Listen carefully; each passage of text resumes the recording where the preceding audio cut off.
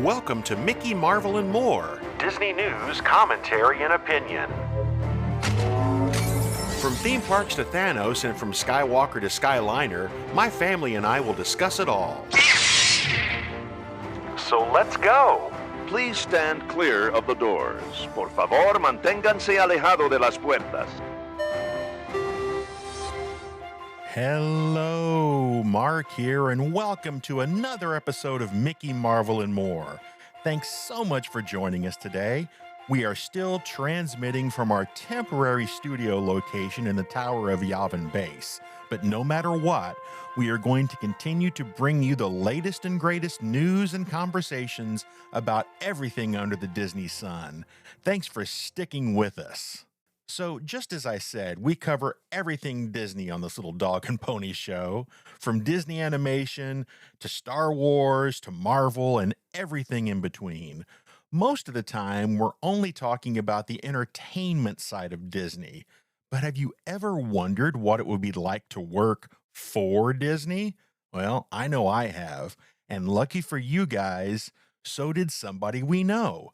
Our sister-in-law, Nicole, worked for the Disney company for almost 6 years. So in today's family chat, Laura and I are going to sit down around the virtual table with Nicole, and she's going to tell us all about what it's like to work for Disney. Is it super cool and magical, or is it just some other Joe job? Stick around to find out. But up first, we still have a little catching up to do with our listener mail. What message? The one you've just been playing. The one you're carrying inside your rusty innards. Today's listener mail comes in the form of an email from Wes. Wes writes with a couple of really great family chat ideas. He starts by saying that he would like to hear our team make a tier list of Disney movie songs, but he admits that may be a little bit too much to chew on. So then he also suggested maybe we should do some sort of a list on the Disney animated films. Well, lucky for you, Wes, we already have something along those lines cooking for a future family chat, so stay tuned to a future episode for that. Also, not unlike us, Wes was talking with his family about Disney and was saying that after Walt Disney, the individual most responsible for the success for some of the more modern animated films was Alan Menken. Clearly, Wes has some musical theater background.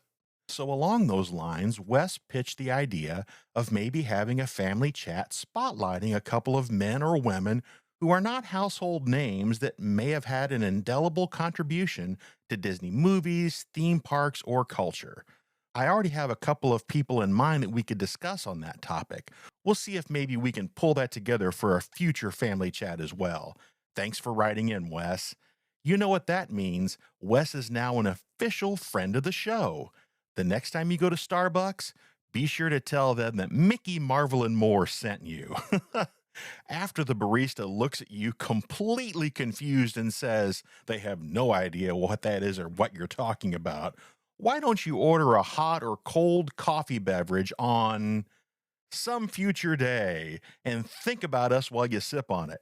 I bet you thought I was going to say have one on us, but you know our budget is limited. If you want to be just like Wes, post something on one of our social media pages or drop us an email at mickeymarvelandmore, all one word, @gmail.com with a comment, an idea for a family chat, or maybe a Venmo with a donation for the reconstruction of our Yavin-based studios. Either way, we would love to hear from you. All right, now that we've got the housekeeping out of the way, let's get to a little news from in and around the Disneyverse. Howdy, folks. Please keep your hands and arms inside the train and remain seated at all times. Now then, hang on to them hats and glasses, 'cause this here's the wildest ride in the wilderness. First up today, Destination D23 just happened, and in a surprise to everyone, they didn't have a parks panel this year. Most of the D23 events have a panel about the Disney parks, so this was a bit of a surprise. However, in the week leading up to D23, Disney dropped some Walt Disney World theme park announcements every couple of days. Here's a roundup of some of the things they announced. Big Thunder Mountain in the Magic Kingdom closed earlier this year, way back in January, and Disney made it pretty clear that this was going to be a major refurbishment. Imagineering released some concept art of what the area around the first lift hill will look like. They're going to refresh the entire area and make it resemble the rainbow caverns that they have in the Disneyland version of the attraction. The area will be filled with bats, and as you reach the top of the hill, the rainbow caverns will transform to red caverns with a loud crack of thunder, sort of an ominous warning of thrilling things to come. That sounds pretty cool to me. Something that they had also announced early on was that they were going to add the Dynamite Room to the final lift hill like they have in the Disneyland version. Basically, when you get to the final lift hill, the dynamite is lit and the fuse follows you up the cave, leading to a huge explosion with the implication that boulders are going to crash down on you. However, the Disney Imagineering team just removed references to the word dynamite in their new description of the ride. So it's a little unclear as to whether this is actually going to happen or not. And I've got to tell you that when I shared this information with fan favorite Zach, he was incredibly disappointed. So I guess we'll just have to see what happens. They also revealed the opening date of the new Zootopia attraction. Zootopia Better Zoo-gether. Yeah, try saying that a few times, huh? Better Zoo-gether. This will be the new film/attraction that will be in the Tree of Life Theater, which will be replacing the former It's Tough to Be a Bug 3D film. It's set to open now on November 7th, 2025. And probably my favorite announcement that they made was one involving the Muppets takeover of Rock and Roller Coaster. They gave us some really fun new concept art of the Rock and Roller Coaster starring the Muppets, which is slated to come to Hollywood studios in 2026. The art that they showed us is a psychedelic neon-colored version of the iconic guitar outside of the attraction.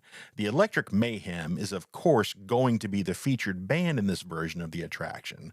Disney also let us know that G-Force Records, the fake record company from the attraction, will have been purchased by the real estate tycoon and owner of the Muppets Theater, J.P. Gross. A character often referenced in the original Muppet Show as Scooter's uncle. They also showed some concept art of the pre-show area with the band performing on a screen and an animatronic Scooter with a clipboard and some animatronic penguins running the sound mixers. I'm becoming more and more excited about this Rock and Roller Coaster redo the more I hear about it. Be sure to check out the show notes with details about all these things, plus some other things that they announced in the show notes. Is that why you've come? To end the Avengers? I've come to save the world. But also, yeah. Here are some details on Marvel's current and upcoming animated projects on Disney+. First up is your friendly neighborhood Spider-Man, which has been streaming since January. Your friendly neighborhood Spider-Man follows Peter Parker on his way to becoming a hero. It's a journey unlike what audiences have ever seen, with a style that celebrates Spidey's comic book origins. They plan on following some of the things from the films, but they are really going to concentrate on the comics. Next up is The Eyes of Wakanda, which started on August 26th. The 4-episode series Eyes of Wakanda tells the stories of brave Wakandan warriors throughout history. These will be super ambitious stories spanning centuries that would be super difficult and expensive to do in a live-action setting. Ryan Coogler, the filmmaker behind Black Panther and Black Panther Wakanda Forever, will be executive producing the project. Last up, Marvel Zombies. Marvel Zombies will start streaming on October 3rd, 2025 on Disney+. Just in time for Halloween. Marvel Zombies is a spin-off of the 5th episode of the first season from one of Marvel's other animated series called What If. Basically, the What If series are stories told from the perspective of different timelines, the Zombies episode being the most popular. They say the show is going to be full TVMA and won't pull any punches. I assume that was with pun intended. Some MCU star voices will be featured in the Marvel Zombies series. People like David Harbour, Elizabeth Olsen, Randall Park, Florence Pugh, and Haley Steinfeld, just to name a few. They also teased that Zombie Cap is going to make another appearance. Although it's unclear as to whether Chris Evans will be voicing him or not, my guess is probably not. Quick side note, thanks to a suggestion from one of our listeners, fan favorite Zach and I are planning on doing a family chat talking all about the animated Marvel and Star Wars media that's out there and breaking down what people need to know, need to watch, or possibly just avoid. So keep your ears open for this in an upcoming episode. Until then, check out the link in the show notes for all of the current and upcoming Disney Plus Marvel animated shows. We've decoded the intel from the First Order spy, and it confirms the worst. Somehow Palpatine returned. Finally, we bring you some news from the Star Wars universe.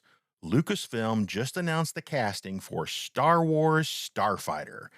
This Sean Levy film had been previously announced at Star Wars Celebration Japan, along with the announcement that the lead actor was going to be none other than Ryan Gosling. StarWars.com and Lucasfilm released a behind-the-scenes image from Starfighter, along with a list of the full cast who will be joining Gosling, including Flynn Gray, Matt Smith, Mia Goth, Simon Bird, and Amy Adams.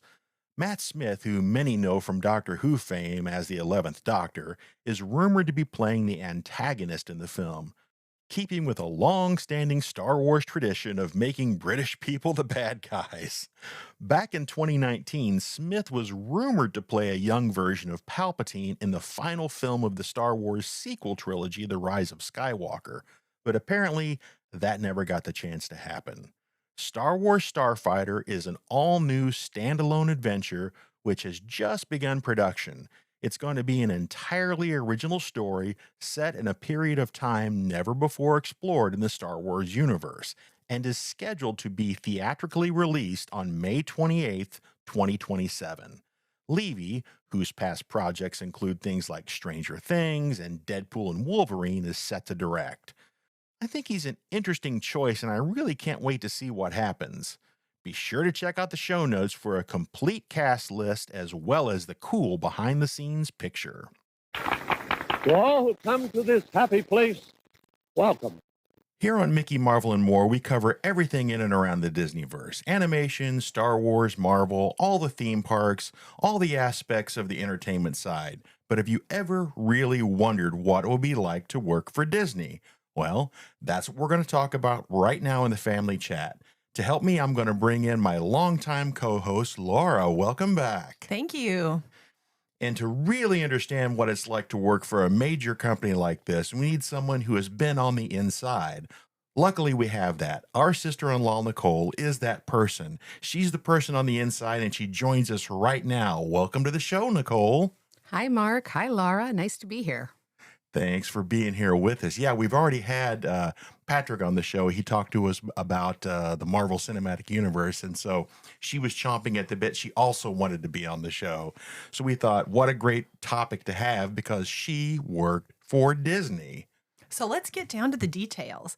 Tell us about your job with Disney and how long you worked there.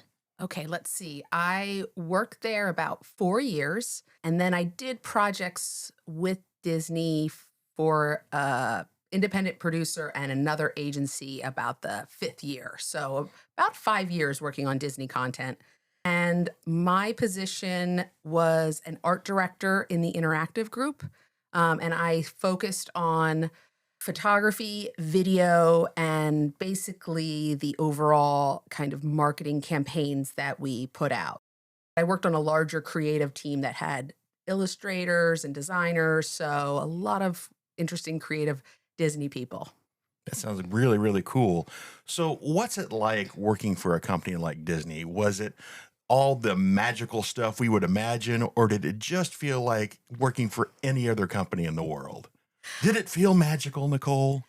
Yes, Okay. but not at first. All right. And my origin story is a little different in the sense that when I started working at Disney, I was pretty what's the word? Not knowledgeable of Disney lore, of the entire Disney empire. I kind of went in having never been to Disneyland, even though I'd lived in California at that point, probably for a good 7 years. Okay. And I had been to Walt Disney World twice as a kid, once 3 years old. So really only once that I can remember. And of course, like anyone, you watch tons of Disney products, but I wouldn't consider myself like a huge Disney fan. So when I got the job, I felt like you guys, I'm trying to remember if you guys were in my life yet.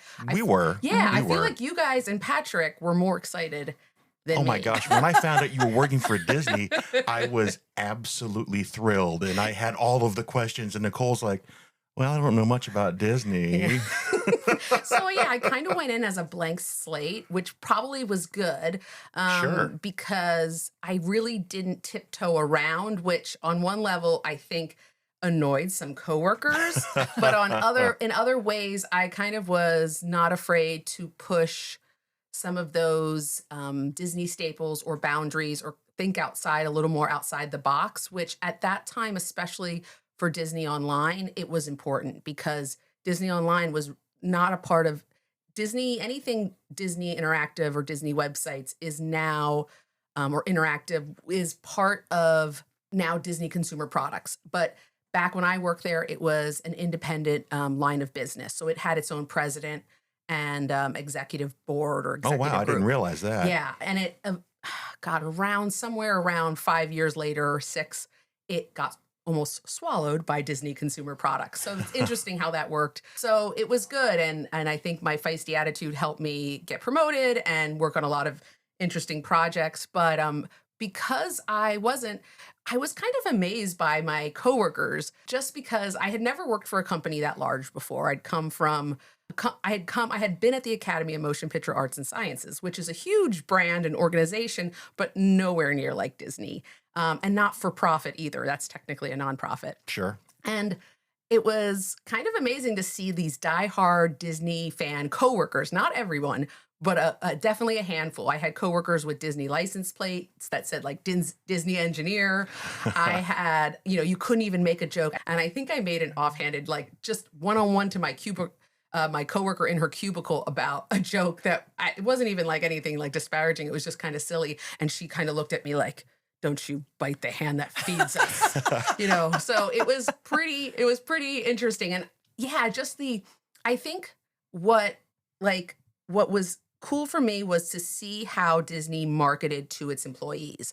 Like you would get anytime there was coming as a non-Disney fan, you would get an email just from the larger corporate entity of corporate communications that would be like announcing some Disney product being released, movie or show, and it was like the most exciting. And I remember thinking, well, what does this have to do with me? I'm working on these other projects. Why am I getting this email? Oh my God. You're part of the family, Nicole. Exactly. And it was kind of like it changed my perspective of how that Disney not only looks at its customers as, its community, but also its employees. There's 40,000 at the time. There was 40,000 employees in the Southern California area, and it definitely was marketing them. We would get free products, which was really exciting.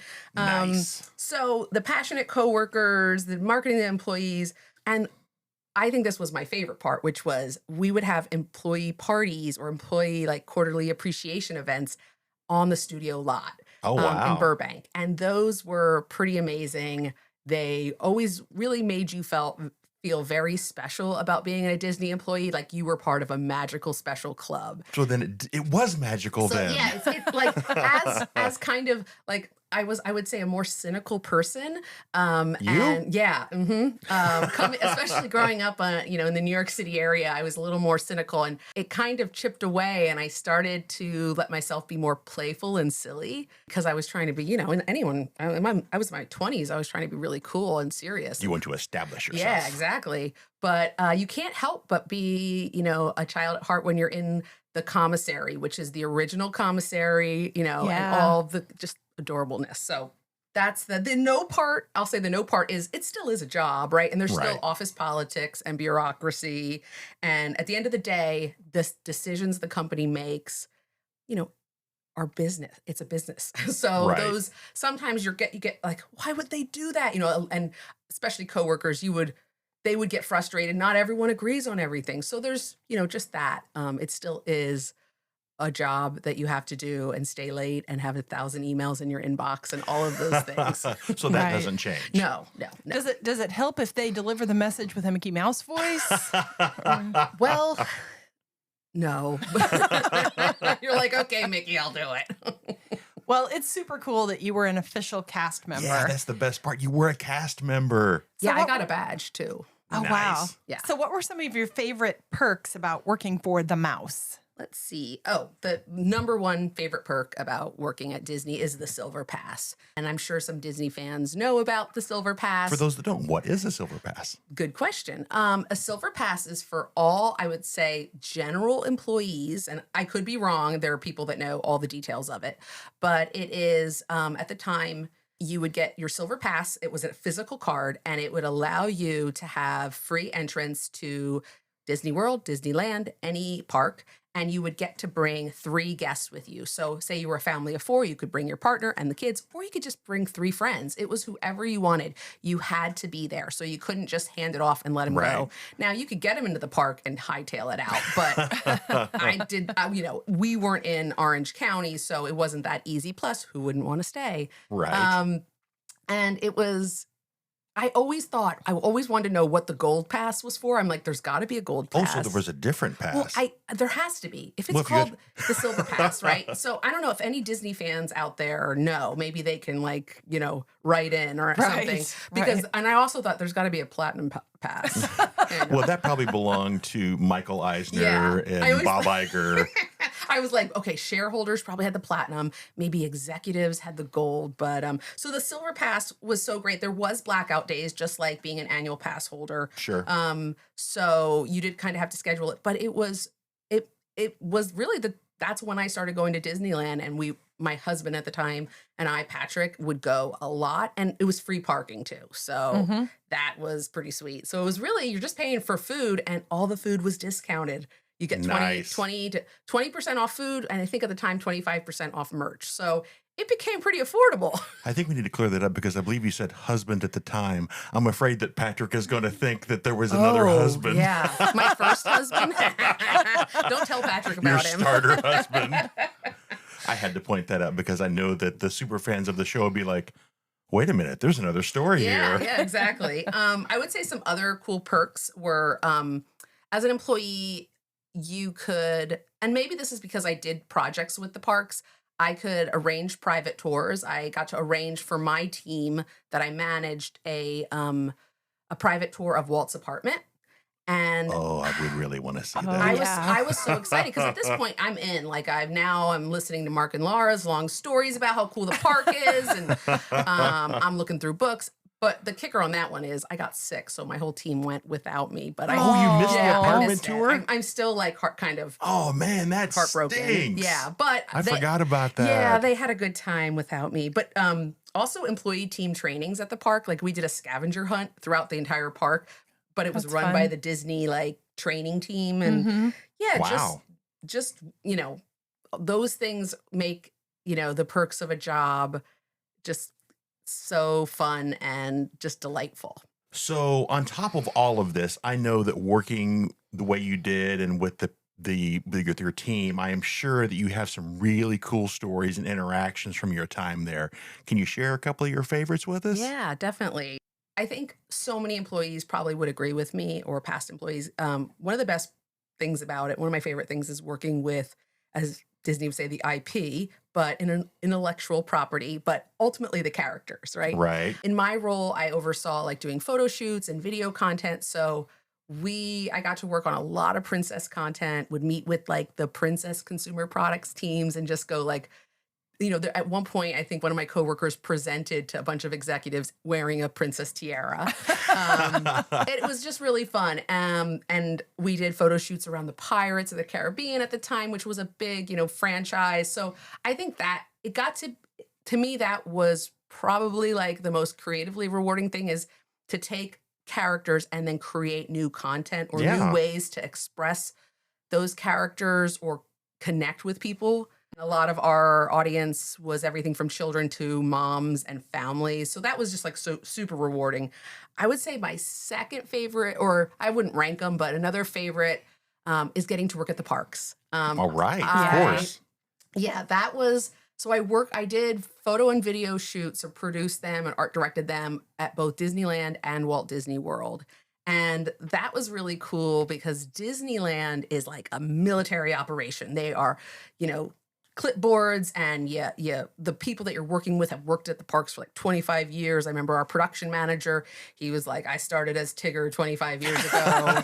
And, he knew everyone. Oh yeah, that's my cousin. Oh, it was such a tight-knit group, Disneyland, and everything was scheduled to a T. And I basically was like, here are my creative concepts. And they did a production schedule for me, a shoot schedule, which is actually a lot of work. And that was fun compared to Walt Disney World, where it was super laid back, which you wouldn't think, probably from the customer. I would have thought it would have been the exact opposite. Yeah. So, I mean, I didn't have, I think it has to do maybe with the Hollywood production or child labor laws or something of California versus Florida. Well, that makes sense, yeah. And maybe Florida being so big, or maybe it was just the people I ended up interfacing with. But at Walt Disney World, they were super laid back.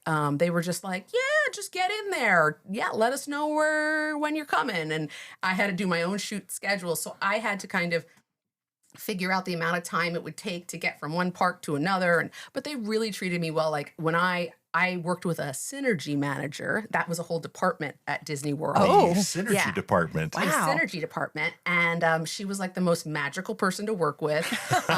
She lived in, what's that Disney town? Celebration. Yes, she lived in Celebration. And when I walked into my hotel room, I stayed at the Contemporary. Of course, I'm staying for work. And I had a giant, goodie basket on my bed. And it was like, the thank you card just so on top of it, making me feel like totally VIP. And we went out. You are VIP. Well, I was. Yeah, I was. I don't know anymore. And it was just that attention to detail. Yeah. That was so magical. And going out to the restaurant at the Grand Floridian, I can't remember what it was. The California Grill? Yes. No. The Grand Floridian. Victoria and Albert's? It was that really fancy restaurant. Yeah, Victoria and Albert's. Yeah, it was really cool, and to go with coworkers, and the whole experience was, and I was there by myself, which was, so I did get to go on I scheduled a half a day to go on some rides besides work. So that was to me, that was magical. And I think we did some DIY face painting videos with the fairies at Disneyland. And I remember we would get to find kids to pick to be in the videos and they'd be so excited. Oh yeah. That bonus time with the fairies. It was really, you felt like you had a magic wand sometimes. So when working with the characters, I just kind of thought about this. So obviously, if you were working with the fairies, for example, and they were on stage, which means being in the park and on the street, they stayed in character. Yes. But did they stay in character with you when you guys were just working behind the scenes? Or was it their voices changed and they're like, yeah, whatever. I've been working here for a while now. That's what's so amazing is, so we did shoots with, Mickey Mouse in some of the shots. Mickey never dropped character. The only people that, we would interact with were Mickey's handler. Nice. With the fairies and any of the, what do they call it? Face characters. Sure. Thank you. The face characters never broke character. Wow. They were a little more relaxed, so I don't think they felt like they had to be performing, but they weren't my name's Sue and, oh my God, they weren't going to but anytime we were out, now backstage, I did go backstage and, we were always supervised by someone that worked at the parks backstage, but I did see some amazing moments where we went to the commissary or, cafeteria backstage. And I remember we were eating and I looked over and I guess they can't take their makeup off, but it was Darth Maul and the Mad Hatter fully in their makeup, eating together, having a conversation, Just noshing on a tuna fish sandwich. Yeah, totally. And they were I just remember being and this is really back then where your cameras weren't great and you would never, you would be fired if you took a photo. But I remember just thinking, oh my God, I want a photo of this so bad. It's so great. I imagine they probably really have to crack down now with cell phones being as nice as they are. I can't imagine now, because back then it was like pretty obvious getting out a flip phone and taking a picture. But yeah, those moments, I'll never get the visual out of my head. Right. I'm like, hey, they're buddies. That's really cool. That was definitely one of the perks. But I think another favorite, kind of going back to like the IP, when I was there, some big projects we worked on were both, we worked at Jim Henson's studio. Wow. And we worked with the Henson family, his daughter. And that project was interesting because we were creating a show called The Possibility Shop. So it was all new content in like the Jim Henson character world.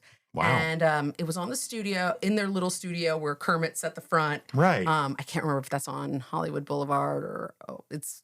Right. Yeah. It's right there in the middle of Hollywood. It recently went up for sale. Yes, It was kind of sad. I saw that. I was like, no, keep Kermit up. And it is a magical studio compared to like, especially having been on the Disney lot. Like the Disney lot is amazing. The Jim Henson's like boutique, and you feel like you're in the 70s again.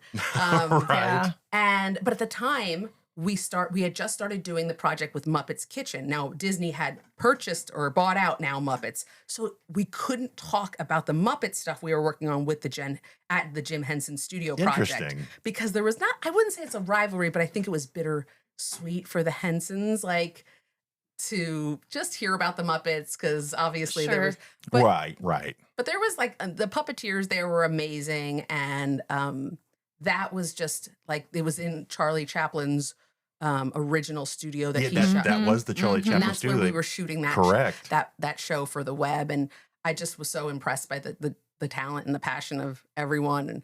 And then the Muppets project was really cool. Oh my gosh, this is my favorite story. Our felt little friends. Yes, the Muppets. Okay, number one, anyone associated with the Muppets is like a Muppet character come to life, like the old school Muppets people. So we did a project called Muppets Kitchen, and it had a couple other like smaller projects associated with it. So you do this campaign, and it has content for kids, content for families, contents for moms. And of course, we pulled in a celebrity, Chef Kat Cora at the time. So there was like a lot of, it was a lot of moving parts, a lot of different people. Everyone and it was like a cooking thing, right? Yeah, it was focused around cooking with the Swedish chef and Pepe.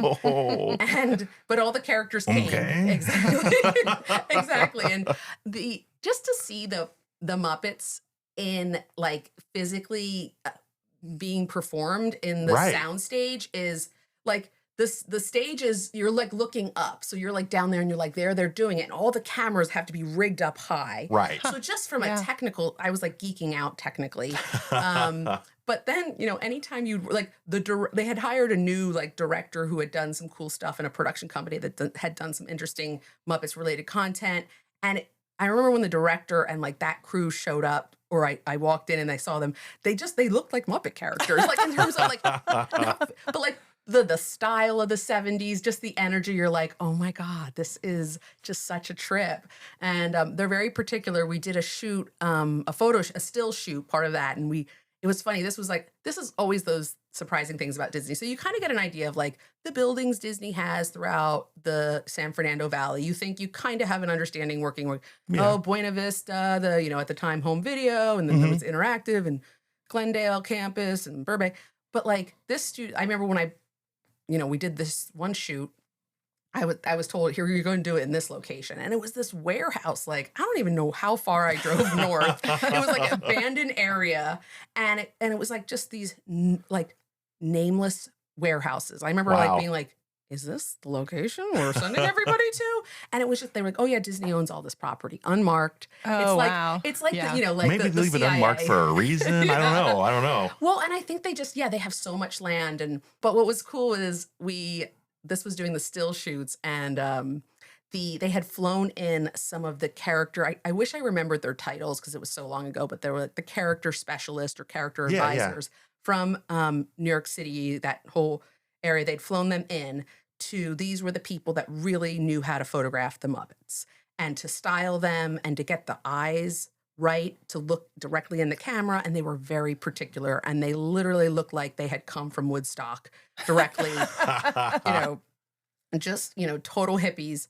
And at one point, we had Miss Piggy and Kermit and like all the whole gang. And we were like kind of squeezing by part of the stage. And I think it was Kermit or Piggy who was mounted on a C-stand. And I think I kind of just so I wouldn't knock them. Right. And a C-stand is very heavy. So you like to pick it up, you don't want to drop it. So I needed to get by. I didn't want to knock the character over. And I kind of pushed the C-stand leg with my foot just so that way I could step over it. And the Miss Piggy's advisor was not happy with me. Oh, wow. Yeah, she like scolded me and I took it. Do not go near Yeah. the pig. Yeah, do not. Oh my gosh. Yeah, you realize, and what I think is so cool is they took it that seriously. And I probably shouldn't have been doing that. I should have communicated another way. Like, I take accountability for this. I'm not trying to molest the pig. I just Yeah. want to get around. Exactly. And I don't want to destroy it. Right. Luckily, you didn't end up in Muppet jail. No, Right. I think she wanted me to set me there, I think. And if there had still been a Muppet jail, I probably would have ended up in it. But yeah, that project, there was just like, I think the awe for everyone working on the project was just, you hate to overuse the word magical, but it really was at the time. And, I think the last thing I'll say is my favorite part, and, it always goes back to the people, is the people you get to work with. Yeah, And of course. I still have a group of, we call our text thread is Disney Moms. And we all at the because time. it's been that long. It's been that long. We weren't moms when we worked Right. there, right? But we've all since had kids, all since stayed in touch, gone on trips together. And we kind of feel like we went to graduate school or Disney University. Well, yeah. And it just, the bond is kind of untouchable. And, we talk about the glory days, but it really, that's the best part, is the Of moments you course. have with people. Thanks so much for hanging out with Thank us. you. We'll see you next time. That's what's going on. Got it? Good. If you don't, then that's your problem because you're late. And you think about that next time. Thanks so much for joining us for another episode of Mickey, Marvel, and More. And a big thank you goes out to my wife, Laura, for co-hosting the family chat with me, and to our sister-in-law, Nicole, for hanging out with us and sharing all of her super cool stories about working for the mouse. I still have dreams of retiring to Florida someday and becoming a jungle cruise skipper in the Magic Kingdom. However, I'm pretty sure I'll be too old for the job. Most of the time, the only old men you see driving boats in Walt Disney World are the guys that shuttle you around on the watercraft to the parking lots in Disney Springs. And I'm pretty sure if I treated that job like the Jungle Cruise, I would probably get fired pretty quickly. I can hear myself now as we approach the dock of the Magic Kingdom. Okay, folks, watch your step and please don't step on small children indiscriminately. Pick the one you want and make sure you get him. Yep, fired on the spot. Be sure you check out the show notes for links to all the stories we talked about today. And while you're there, be sure to check out the links to all of our socials, including our brand new Instagram account. And if you want to send us an email with a suggestion, a comment, or if you're just looking for somebody to talk to, just send us an email to Mickey, Marvel, and More, all one word, at gmail.com. As always, if you enjoyed this episode, my name is Mark, and this has been Mickey, Marvel, and More. If you didn't, up ahead is our pet snake, Monty. Monty is a python. Yep, one little python sitting in a tree. Hissing. Sorry, guys. Still thinking about being a Jungle Cruise skipper. We'll see you next time.